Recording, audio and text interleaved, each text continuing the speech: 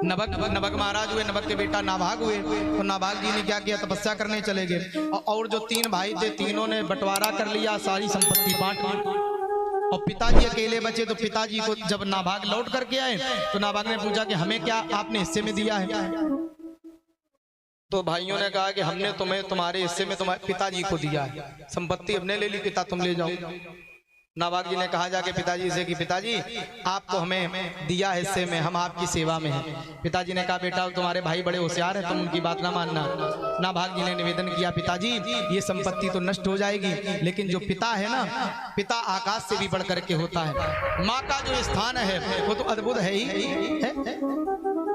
माँ धरती है, माँ की जो विशालता है, माँ की जो उदारता है, जो माँ की ममता है, माँ की जो दिव्यता है वो तो कहीं नहीं जा सकती। लेकिन पिता का भी जो जीवन है वो कहीं कमजोर नहीं है।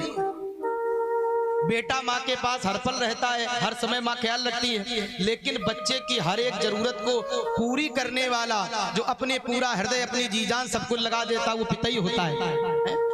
कभी कभी ऐसी स्थिति होती कि पिता के जेब में 200 रुपए और बच्चा 500 रुपए के खिलौने की जिद करता है, और उस 200 और 500 की स्थिति में बच्चे की कामना, बच्चे की जिद को पूरी करने के लिए उस पिता के अंदर जो भावना बनती है, जो स्थिति बनती है, वो चाहता है कि हम ऐसा क्या करें कि अपने बेटे के लिए हर खुशी, हर वो चीज उसको ला करके दें कि कोई समस्या ना हो। तो पिता का जो स्थान है वो आकाश से भी बढ़ करके है, बस कह नहीं पाता। माँ अपनी बात कह लेती है और पिता जो है वो शायद उतना, पिता ऊपर से कठोर दिखता है, जैसे नारियल होता है ऊपर से कठोर है अंदर से नरम है। तो बच्चे पिता से बहुत डरते हैं।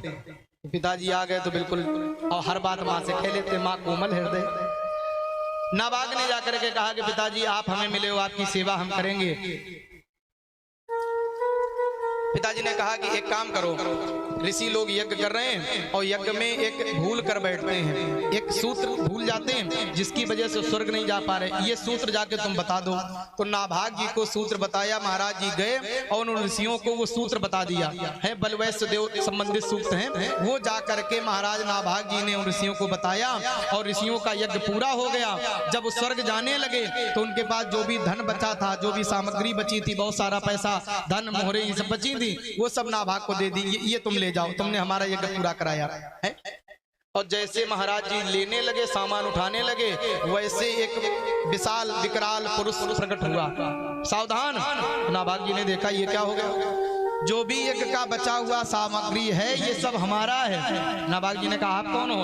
उन्होंने कहा हम रुद्र भगवान हैं। दक्ष की यज्ञ में ये बात पक्की हो चुकी थी कि जो भी यज्ञ का बचा हुआ सामान है वो रुद्र भगवान का होगा। जब हम यज्ञ करते हैं और यज्ञ में जो आहुति डालते हैं, जो सामग्री बाहर गिर जाती है अगल बगल, बहुत से लोग उठा करके उसको यज्ञ में डाल देते हैं। ऐसा नहीं करना चाहिए, क्योंकि जो भी बच जाती है, गिर जाती है, वो सब सामग्री रुद्र भगवान का हिस्सा होता है। उसे उठा करके हमें बाद में जब नदी में जो भी विसर्जन करे वहां डालना चाहिए। रुद्र भगवान ने कहा अगर चाहो तो अपने पिताजी से पूछ लो। नाभाग जी गए और पिताजी से जाकर के पूछा तो पिताजी ने भी यही बात बताई, हाँ हाँ ये बात सत्य है, रुद्र भगवान का ही हिस्सा है। आकर के सारी बात सत्य बता दी। महाराज प्रभु हमारे पिताजी ने यही कहा, ये आप ले जाओ, आपका हिस्सा है। रुद्र भगवान बड़े प्रसन्न हो गए। तुम्हारे अंदर, तुम ज्ञानी तो पहले थे, पिता की भक्ति तुम्हारे अंदर पहले बहुत थी, और तुमने सत्य सत्य बोल करके हमारा हृदय जीत लिया है। अब तुम्हें ये सामग्री भी तुम ले जाओ, ये धन भी ले जाओ, और तुम्हें ब्रह्म ज्ञान का उपदेश भी देती है। महाराज भगवान रुद्र ने नाभाग को ब्रह्म ज्ञान का उपदेश दिया। सुखदेव जी कहते इस कथा को जो कहता है, सुनता है, वो परम ज्ञानी होता है। इस कथा को अपने छोटे बच्चों को जो पढ़ाता है या सुनाता है, क्योंकि ये नाभाग, नभग के बेटा नाभाग जी थे, और ज्ञान की चर्चा रुद्र भगवान ने ब्रह्म ज्ञान का उपदेश दिया था।